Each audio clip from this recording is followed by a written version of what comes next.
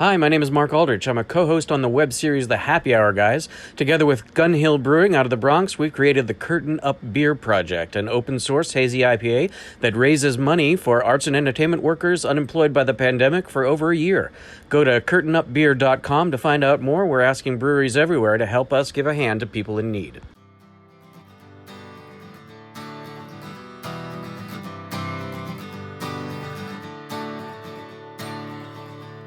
I'm John Holl. This is Drink Beer, Think Beer, the podcast that gets to the bottom of every pint. Springtime is made for saisons, and over the last few months, I've been drinking a lot of beers made by Fair Isle Brewing in Washington. The brewery's founders, Andrew Pogue and Geoffrey Barker, are my guests today, and we're talking fruit, wood, time, and inspiration. First, a reminder to check out beeredge.com for articles, our merch shop, episodes of the Beer Edge podcast, and more. Plus, you can follow Beer Edge on social media at The Beer Edge and catch up on all things smoked beer on the This Week in Rauch Beer page on Facebook and on Twitter and Instagram at TWRauchBeer. And always defend Pilsner. You can learn a lot about advertising and supporting this work by reaching out to Liz Melby on email. She's always available at liz@beeredge.com. And speaking of that, this episode is brought to you through support from NZ Hops.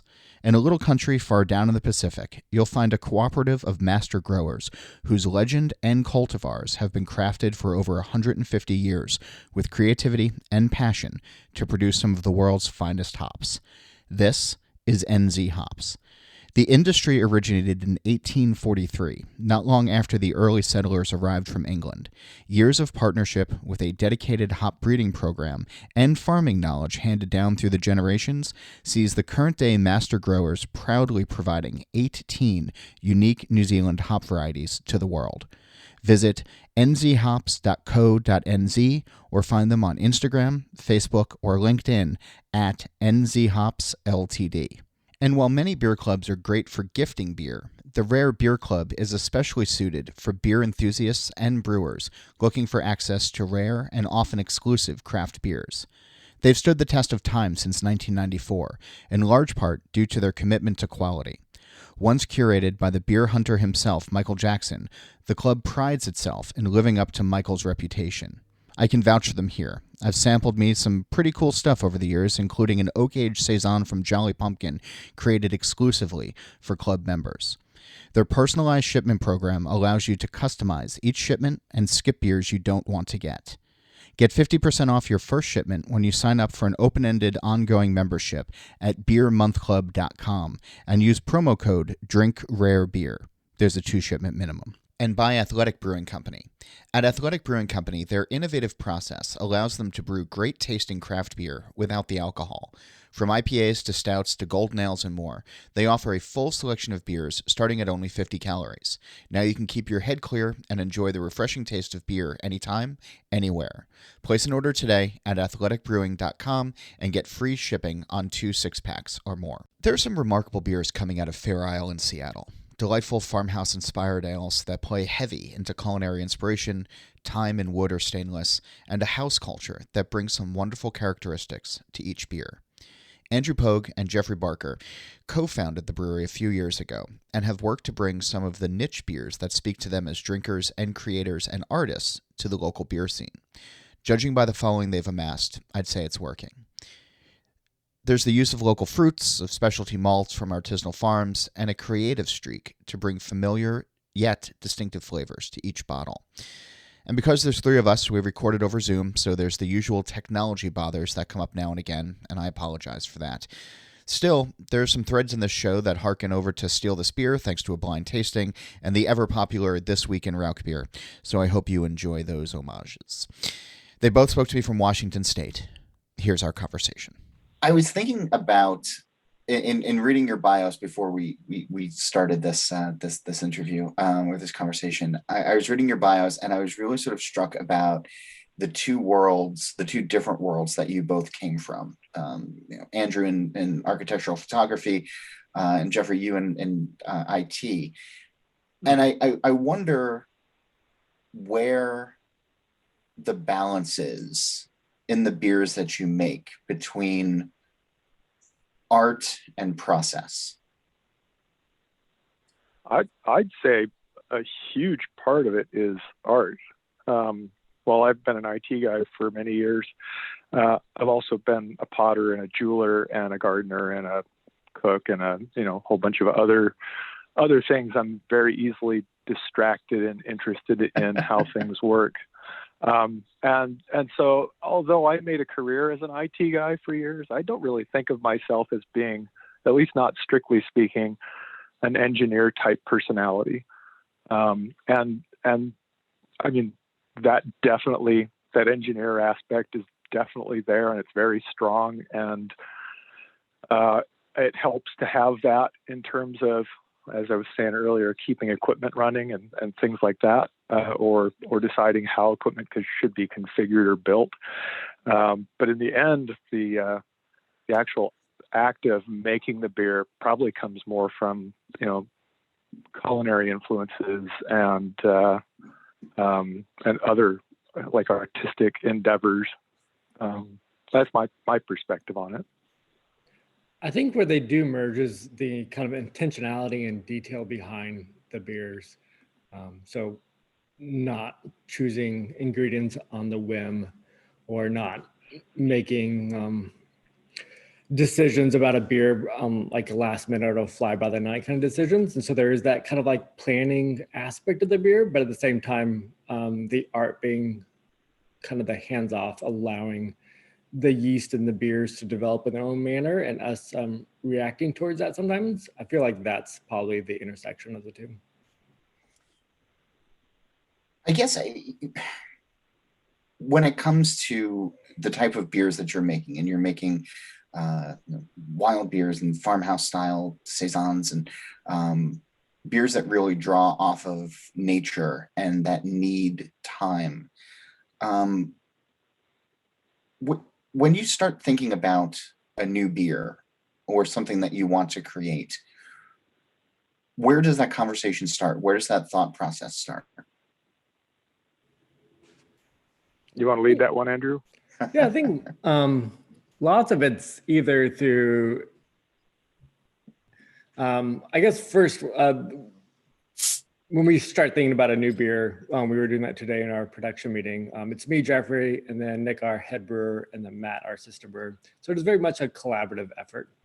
And so when we start thinking about a beer, lots of times like inspiration from maybe something we've done in the past, either through Jeff and I's homebrew years, or Nick and Matt's experience at other breweries. Maybe it's a beer that we've had from other breweries that we kind of are intrigued by. And lots of it's just actually driven by a specific ingredient, or even maybe like a specific, let's say like a beer that's been aging in a barrel for a while. And so that's kind of where it starts. And then a lot of it really depends on, where this beer is, where we are in the seasons of like what's available as far as other ingredients, how long we want this beer to maybe spend in oak before it's released, or not touch oak at all, or kind of like the essentially the trajectory of the beer. So I don't know, comes from a bunch of different angles. Yeah, I'd say that's kind of probably maybe where most of the inspiration comes from, or at least maybe the beginning of the beer, so to speak. Like for an example, we were thinking about different beers right now to release at our anniversary next January. So that's kind of like the timeline that we think about beers, about 9 months in advance, sometimes even longer. And so we're kind of planning like what would we be excited about, for our anniversary beers, and then kind of working backwards, like, well, what's going to be available, 3-4 months, 5-6 months ahead of time. What do we have available in our stock of beer sitting around in barrels? What would we want to create for new stock? So a lot of it is kind of like this kind of meshing between a bunch of different factors of, what's available, what do we have, ingredients, and also just time. The time factor is so interesting to me, because when you are making the type of beers that you both are, it's not like, okay, we're going to have a new hazy IPA ready in 4 days, 6 days, whatever it is. You're not thinking in terms of days. Normally you're thinking in terms of months or even longer. Correct. Yeah. Like we kind of joke around with, not joke around, but like get a kick out of like when people do collabs and, they're brewing a collab now, releasing a collab in about a week or two. like that concept is just foreign to us. We move at a completely different pace. It's really humorous when some maltster comes out with a new malt, and this is a for example sort of thing. They'll come out with a malt and kind of put it out to the population of brewers and say, hey, we're thinking about launching this malt. We'd like to give everybody enough to make a batch. And we're going to serve all of these beers in one place here in 3.5 weeks. And okay, I guess that leaves us out. But that sort of thing, it's just part of our work, really.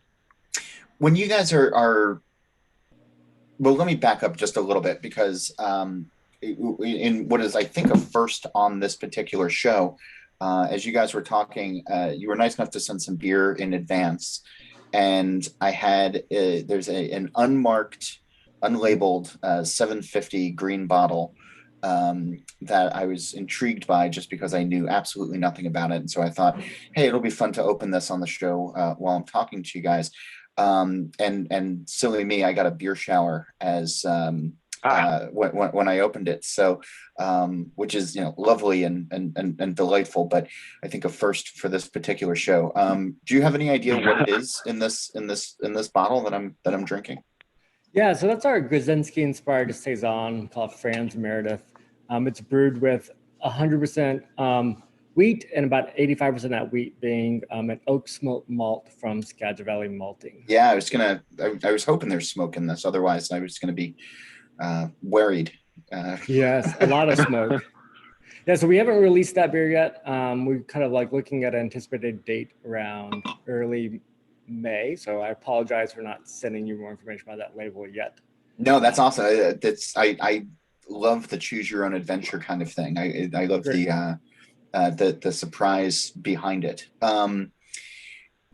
So when you're thinking about, though, months and months in advance, and you guys use a lot of fruits in your beers, and a lot of produce, and a lot of outside beer flavors.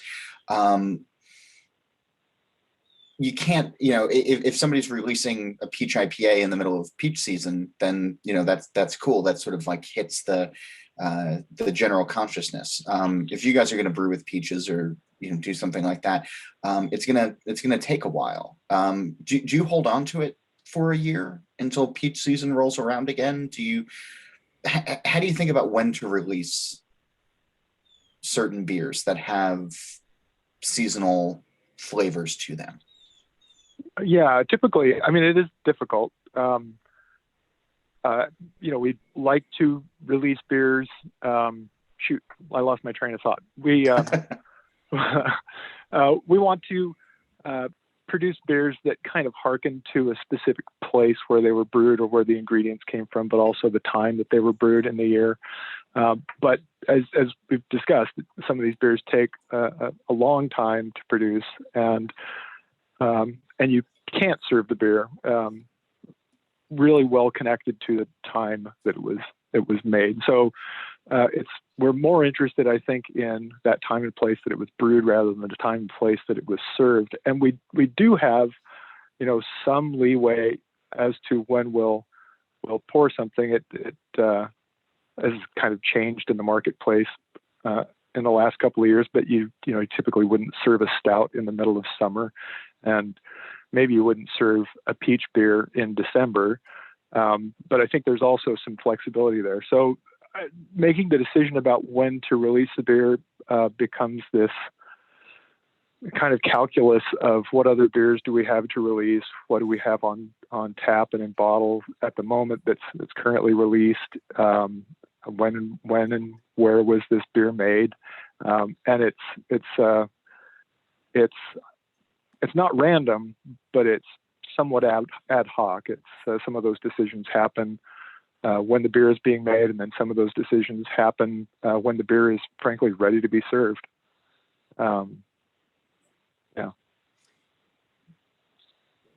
But we do hold on to a lot of beer. Like we're not necessarily like the beer's ready now, serve it. So there is somewhat of this idea that we have, because we have such a timeline, and we have such a so to speak, a stock of beer in the timeline. Yeah. That it does give us a little bit of freedom to, make a decision of like, let's hold on to this beer another month or two, or so that we want to release it a certain particular time or at an event. So it is by nature of like kind of working on these like a slow time frame. We also have the freedom to continue to work in the slow time frame when we release a beer. But you also, I imagine, for bottle sales, for when the tap room eventually reopens and like life gets back to normal, or like opens in a meaningful way, like where we're all back to life. You want to have diversity on a list, right? So, are you taking that into account of what will be on with each other, or what will be available with each other at the same time? We do, and even when we brew beer, knowing like the timeline of a batches of beer will determine on like what recipes we create, so that we do have diversity, so that we do have like an oak aged beer with fruit, or an oak aged beer without fruit, or something that's like sub 5% with something that's maybe more hop forward with something that's got these different profiles. So we are looking at that diversity, and that's affecting how we brew and what we are releasing and when we release it. Okay, I thought you were going to jump in there.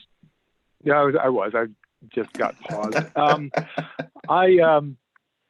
At the same time that it takes a long time to make these beers, we're still revisiting these very questions on essentially a weekly basis with our production staff. And so every week we go through what's going into a fermenter, what's coming out of a fermenter, what's going into oak, what's going into a package, when is the next batch of fruit showing up, and we explore. It's kind of a long meeting, to be honest, it happens every single week, even though we've got these long timelines for our production pipeline. We still have to kind of visit each one of these questions on a weekly basis. When the thing that I continue to struggle with when I think about wild beers, when I think about barrel aged, and things that really do require time and months of time, is there? How do you know when something's ready? We taste through all of these beers kind of on a bit of a schedule, from when the wort first goes into the tank to a week after, and then 3 weeks after, and then a month and a half, and then they at some point they go into a package. We start tasting those every week or 2 weeks or 4 weeks, and the answer to that question ultimately is when it's ready. But what does that mean? Well, when all of those beers during that tasting process, the wort tastes a particular way, the young beer tastes a particular way, and it tastes young to us. It has these phenolic characters that are eventually polished up by elements of our culture. And so when we taste something through and we taste a little bit of a bubblegum character, a little bit of a clove, that's characteristic of where this beer is now and where it should be at this point in time. And then we taste the beer again in 2 or 3 weeks, and that phenolic character has been converted into something else. And honestly, the beers will just continue to change. Even once they're into the bottle, there are these same kinds of story arcs where the beer is tasting amazing this week, and we taste it the following week, and some metabolic process from the culture has converted something into something else, and now it's not as cool as it was before, but we've done enough of this that we can kind of anticipate those peaks and valleys. And so, we've tasted enough that we have a sense for how it's tasting now and whether or not that's a nominally stable place for the beer. And once you get to that stable place, the changes that come after, you understand and expect that those peaks and valleys will be much more shallow. And so that's kind of what that means. Okay. Yeah. Did that make sense? It did to me. Good. And then part of it just the mindset of the creators that, make these beers. So like we have like our house saison, Madame Margaux, like we want it to be consumed fresh and enjoyed fresh. And fresh for us is a different definition. It means it's about 2-3 months in bottle, but like that flavor profile that we enjoy out of these, particularly some of these saisons, like that's what we want people to enjoy versus, it's fantastic 4 or 5 months into the cellar, but the intention behind the beer is not to like have this thing sit forever. Let's have this one released at this time and date and consumed at the time and date, while another beer we really kind of make from the beginning to be enjoyed at a different time. So a lot of it's just like a decision we make as kind of the people making the beer. In some ways, it's not much different than developing the recipe for the beer. As Andrew said, there's 3 or 4. We would have, say, 3 or 4 beers, each with different maturity dates, if you will. And that beer is going, the younger beer that we're going to release, because we like it where it is now, is going through some of those same peaks and valleys that I talked about before. But there is that one sweet spot that we feel like that should be shared with people. And so that, yeah, sometimes it's when the beer is finished, and sometimes it's in one of those windows where we think this is what people should experience. Just like developing the recipe. More with Geoffrey and Andrew in a minute, but first, a word of thanks to this episode's sponsors, and I hope you'll give them a closer look. At Athletic Brewing Company, their innovative process allows them to brew great tasting craft beer without the alcohol. Place an order today at athleticbrewing.com and get free shipping on 2 6-packs or more. We're also brought to you by NZ Hops, a cooperative of master growers whose legend and cultivars have been crafted for over 150 years to produce some of the world's finest hops. NZ Hops are like no others, unique in their flavors and aromas. Visit nzhops.co.nz to explore more. And the Rare Beer Club is especially suited for beer enthusiasts and brewers looking for access to rare and often exclusive craft beers. Get 50% off your first shipment when you sign up for an open-ended, ongoing membership at beermonthclub.com and use promo code DRINKRAREBEER. And now, back to the conversation with Andrew Pogue and Geoffrey Barker of Fair Isle Brewing in Washington. Is there, and I guess I should have asked this before, asked when things are ready, but is there a commonality in your beers? Is there a house DNA? Is there something that you feel is unique to the brewery that people who taste through everything that you're doing or over the years and over the months might start to hone in on? Andrew? Yeah, I think so. You've maybe having the Grzinski is not the perfect example for this one. What is the ABV on this, by the way? It's 3.7. Fantastic, because this glass is emptying very, very quickly, and I still have a work day ahead of me. What do you taste in that beer outside of the smoke? There is a fruitiness to it. Almost like a ripened banana kind of thing that I'm getting off, like a ripened banana peel, like faintly. That's coming off, but I definitely get that. And I don't know. I'll have to think about it a little bit more. Yeah, so like our house culture produces, we like to think about it like a combination of Meyer lemons, fairly floral. Notes of apricot and peaches. It's kind of like more the fruit dominant flavor profiles. It is dry, but not bone dry. So typically finishes around like half a degree Plato. So there's some like perceived sweetness left to these beers. And then And then there's a fair amount of tartness, but it's in no way sour. So all of our beers does have like a acid level to it, but it's not a cascade or a crooked stave, so to speak.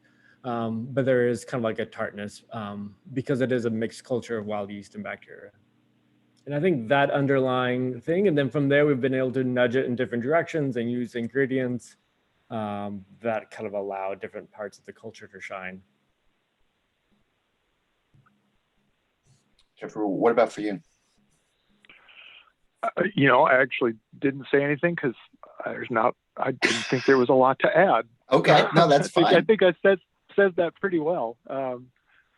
Yeah, I think you covered that just fine. What are the origins of your house culture? There's and you can speak to this one too. Yeah, so there's a fair amount of commercial yeast in there, which is why we call it feral, because like feral things, things were once wild, then became domesticated, and now wild again. So about, I don't know, 5 years ago, maybe by now, when Geoffrey and I were kind of experimenting and doing a bunch of pilot batches before the brewery started, we were working with this culture that we kind of developed by propagating a bunch of flowers from across Washington.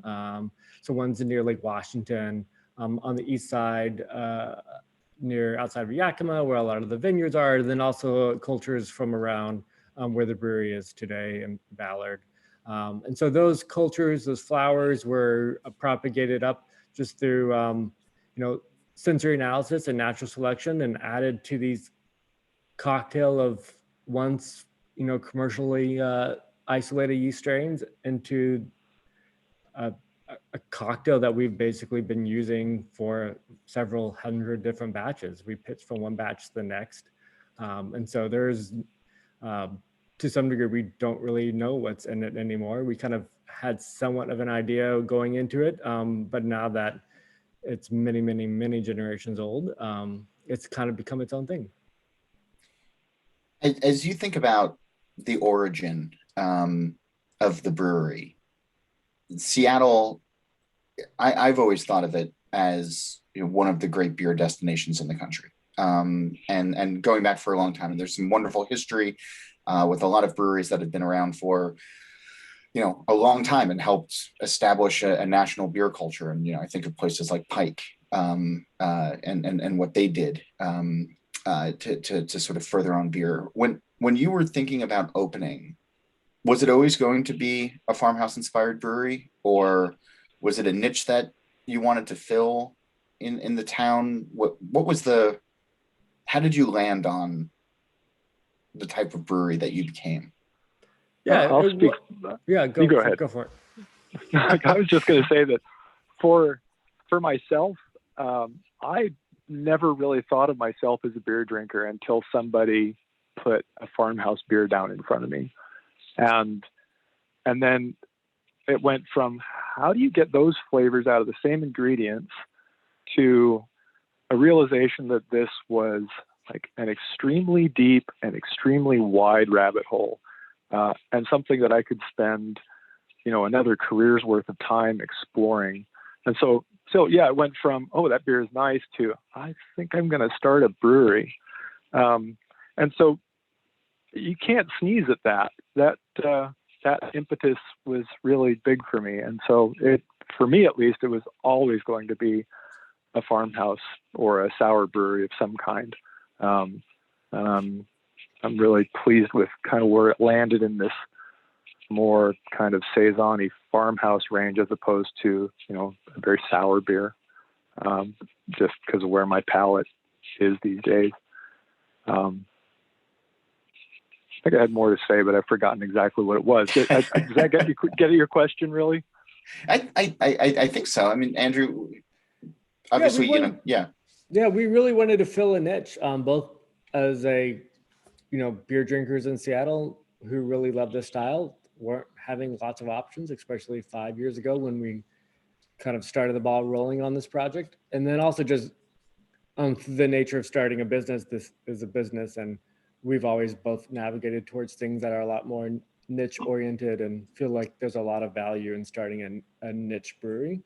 And also knowing that, the beer market is a mature market now. It's not young anymore, and beer drinkers also palates have changed a lot. And thankfully, we also are in a time and place that we can do a niche brewery. You can do a lager brewery now and just serve lagers and do that really well. And so the same idea being a farmhouse saison inspired brewery.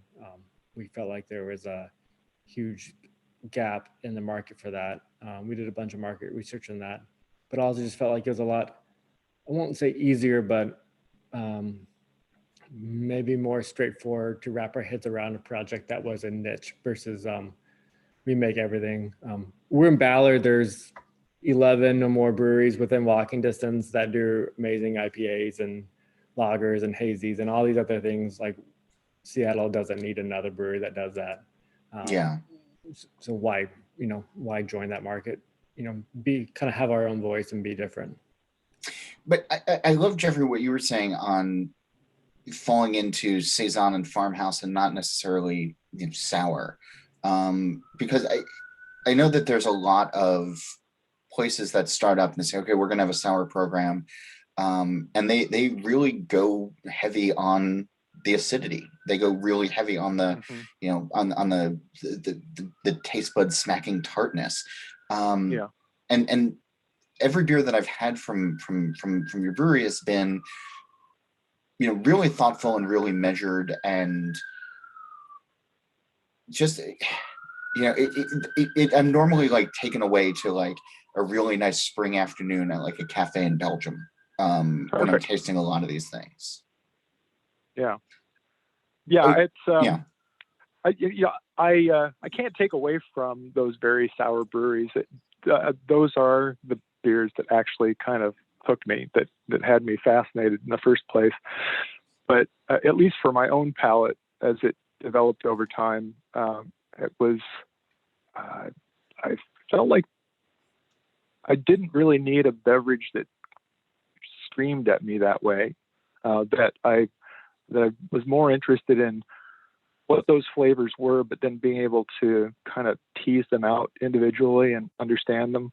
It's kind of like, I don't know, the IPAs for a long time where, how many hops can we get into this thing, and the hot sauces are how much of your face can I blow off?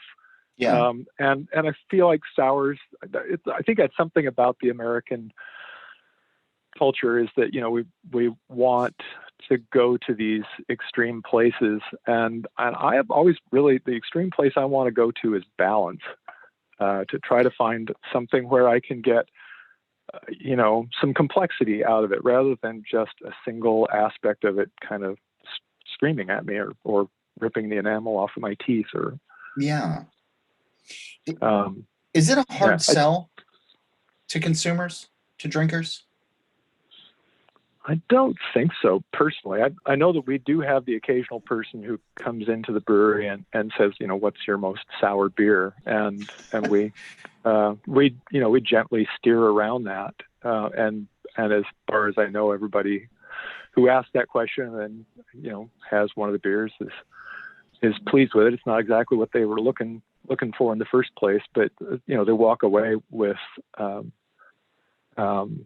more. I keep thinking about this interview you just did with Sean Burke from Forland. Forland. Thank you. Terrible with names. And he was talking about that a little bit. I got so distracted by the name of the brewery that I forgot what I was going to say. Unbalanced. I hate that.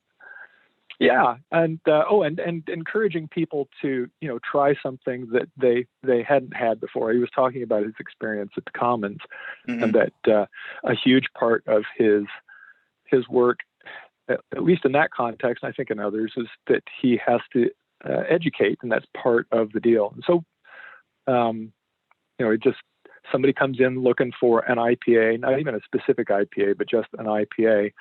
And that's not what the Commons has. It's not what we've got. And he talked about how he and his staff would try to aim people at something that, that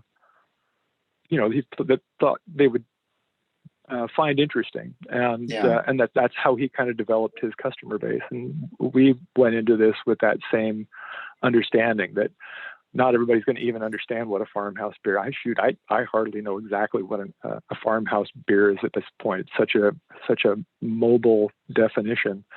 And ultimately, you just have to get people to try the beers and decide for themselves. And so I don't think it's been a hard sell at all. It has been more of a matter of education rather than selling. The notion of farmhouse, and you all address this on your website of saying, yes, we're in a city, yes, we're far from a farmland. It's an idea, or it's a feeling in some ways. With that in mind, I wonder if you can go a little bit deeper of what does farmhouse mean in beer these days, or what does farmhouse mean for you? Andrew, do you have a better answer for this than I've ever had? Maybe. So we don't call ourselves a farmhouse brewery because we aren't a farmhouse brewery. We think that's more reserved for people that actually are on a farm making ingredients from the farmland they're on. Yeah. But we do make these beers that we call, in the grand scheme of things, farmhouse. And part of these styles is a marketing item, and it's to help convey to the customer like what we're about. We are very much tied to the farmers and the producers that are making our grains, that are making the hops, that are making everything that we put into the beers. And because of that, it's kind of like what that means to us. So like we know the farmers that grow the grains. We know all the maltsters that malt our ingredients. We are going to go visit the farmer later this week that does all of our berries that we use in our beers, that we've met the winemakers and the vineyards that grow the grapes for the beers.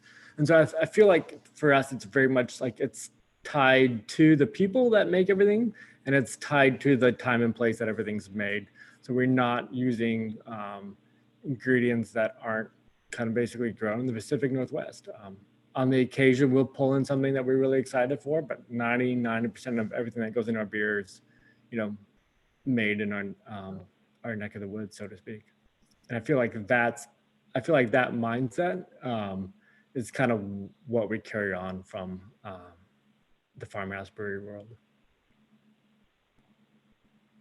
And at the same time, I feel like, I agree with all of that. And at the same time, I feel like there's something still hanging or unsatisfying about what does that mean for, like, what is the flavor of a farmhouse beer? Is there a I don't know, a style guideline that you can use that will fit? And I honestly don't feel like there is. I think you can taste these beers with the conceptual understanding that Andrew just described, but if you've never had one before, you're going to go into the actual tasting aspect of it pretty blind. Like I said, I don't feel like I've still, after like 5 or 6 years of struggling with this question, really come up with a satisfying,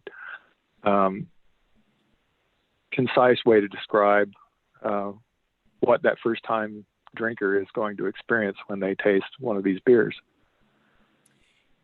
You're able to tell a really fun story through a lot of your beers, through a lot of the small batch, small crafted malts that you're using. And given your brewery size, given your relationship with various maltsters, what's exciting about using some of these smaller batches of malts, and what have you come across recently that you're really excited to share the story of and talk with people about malt wise? I feel like, at least personally, I wish Nick was here to answer that question. Nick's your head Andrew, brewer. Yeah, indeed. I feel like what excites us is a few things. Like one is being tied to the person, and the kind of the whole environment and ecosystem, even like the financial ties of working with someone in the area that we operate in. Like we see those huge value of kind of like the whole economics of working with the producer that is not terribly far from you. And so that's exciting to us, but also there's a beautiful variety of nuance that you just, even working with lots of different maltsters. So even though you have like a barley that's grown on the Skagit Valley side, that tastes a little different than a barley grown in like Eastern Washington, which is different than maybe like the salmon safe barleys that we are using with main stem malt, which is a little different than Mecca grade. So everybody, I mean, just in the same way of like buying fruit from someone else, there's all these little microclimates and geographies, and they all have like a little fun nuances with the beer. So it gives you like a whole new palette of ingredients and notes to play with as you create beers. That's to me exciting. So instead of using the same commodity grains everybody else is using, you can you have a lot more like maybe shades or vibrancy, so to speak, to your palate. And that's kind of the beauty of working with small micro suppliers. Yeah. Mm-hmm. When you're thinking about barrels as well, because in wood, because that's such an important ingredient to your beers, what do you look for? What is it? Is it mostly oak? Is it? Are you experimenting with other woods? Is there something that you find your beers do better in than others? The better thing I would say, no, it's more a matter of variety and varied complexity in our product line. We've worked primarily with oak at this point, but we've got some Missouri white oak foeders from Foeder Crafters, and we've got French oak puncheons and barriques from a variety of wine producers, fairly local folks for the most part. And then we're using spirit barrels from another variety of locations. And from my perspective anyway, it's just another ingredient palette. We will sometimes make a batch of beer, 15 barrels of something, and then we'll split half of it off to wood and half of it will stay in stainless and maybe end up on fruit at some point down the road. And so it's, we can start with one batch of beer, but end up with 3, maybe 4 even in some cases, just by curating the kind of the secondary ingredients like the fruits or the barrels. So it's another ingredient component from my perspective, more than just about anything else. Andrew, barrel thoughts? Yeah, echoing what Geoffrey says. I don't think I like how in sync you two are. I mean, it bodes well, I think, for the business overall. But just, it does, yeah. Yeah, it also makes my job easier. So thank you. Oh, good. Yeah, like, I don't necessarily think like that oak is superior than stainless per se. It's another ingredient. It happens to be cheaper than stainless too, which also has its benefits. It's porous and holds our culture and provides a lot of other things that we really enjoy. But yeah, to me, it's just a variety thing. It's exactly what Geoffrey said. So the difference between, a beer that we really like in stainless, but let's, side stream some of it to a Copperworks Jim S cask is going to be very different than if we're wanting to put it into a puncheon that's like French oak, which is going to be very different than something that came out of our Missouri oak foeders. So it goes back to just recipe formation and deciding what we want the beer to be and the intention behind it and the direction that we're wanting to head in terms of everything involved with a beer from flavor to time.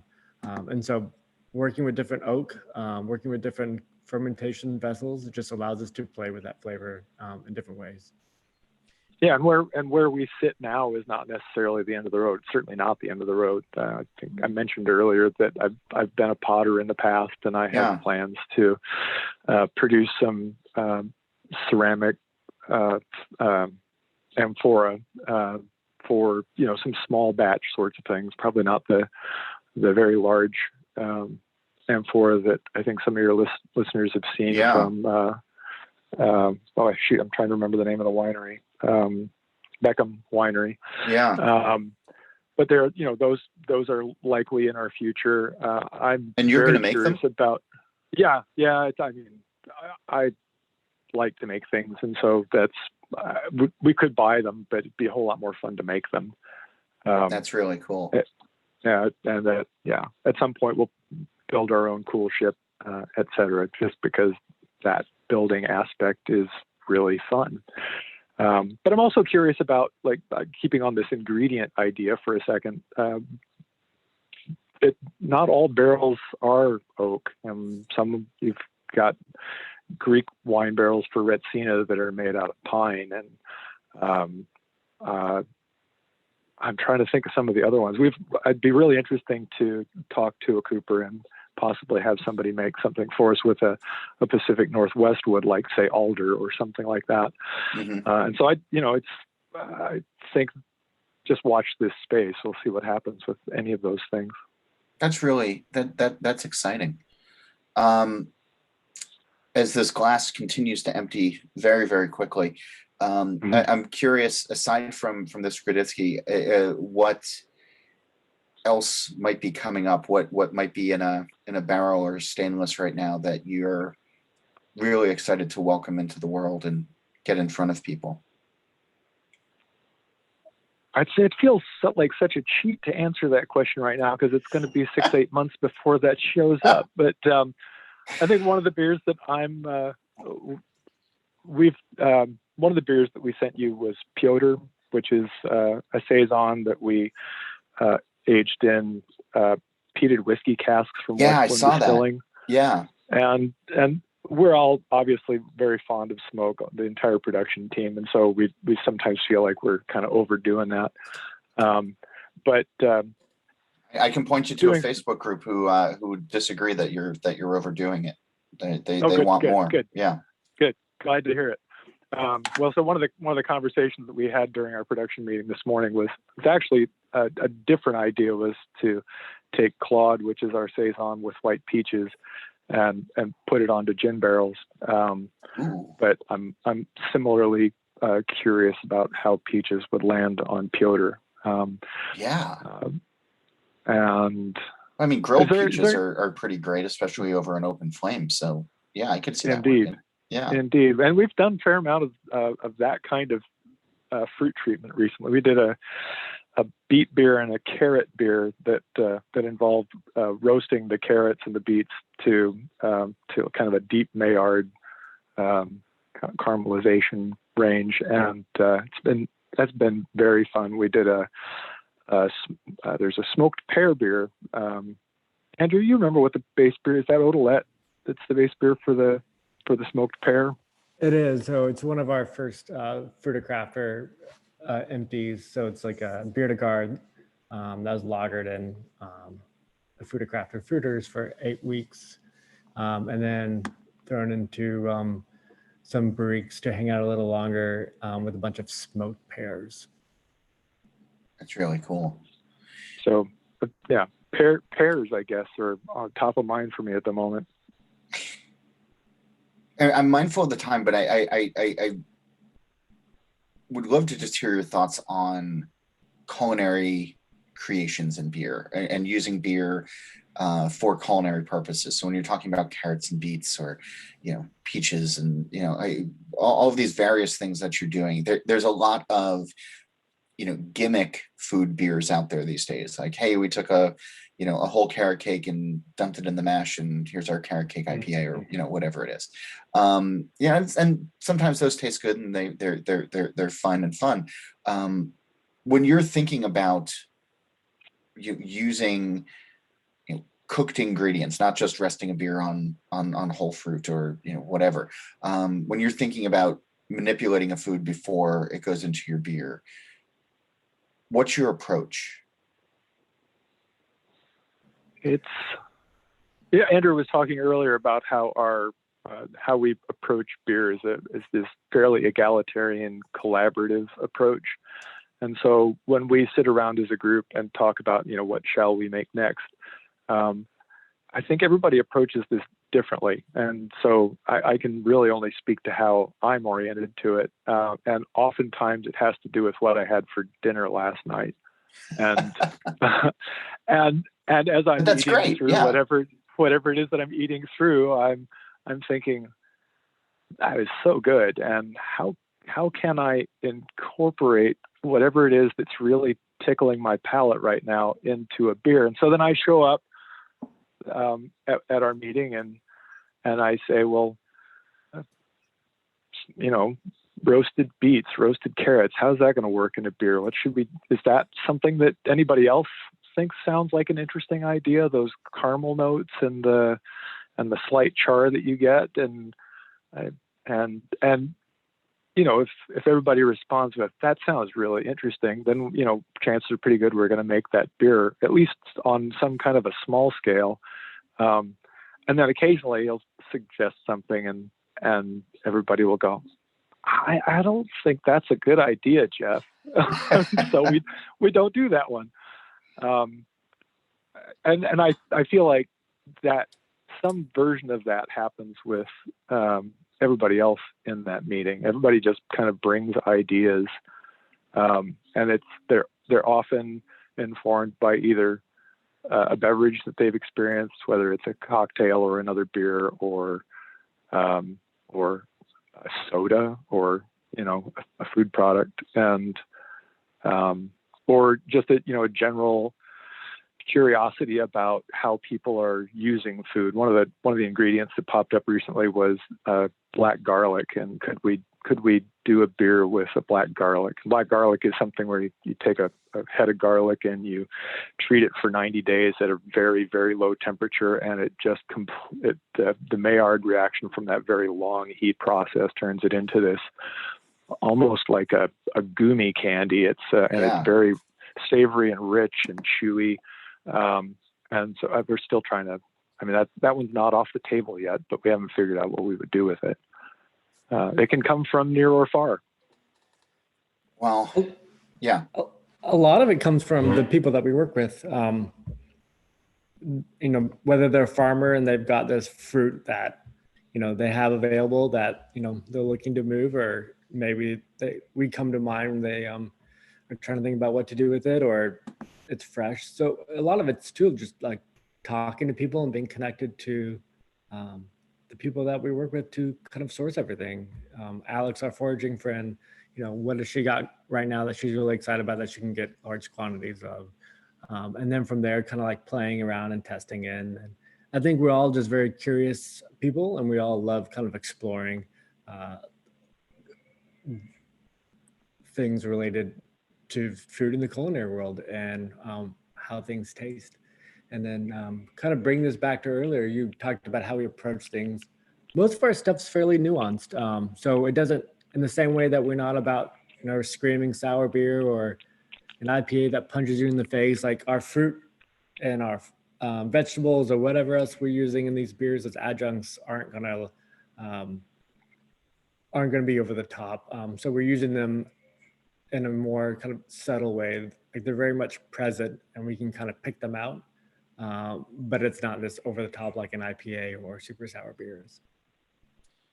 Well, everything that you guys are talking about gets me excited about getting on a plane and going there and drinking with you guys in person and continuing on with these conversations. So I feel like we could go on for hours and hours and hours, and hopefully next time we can do that in person. But thanks for coming on, and thanks for taking the time and sharing insight. It's always fascinating to hear the mind of brewers and owners when there's really such cool dynamic things happening. So I really appreciate you taking the time.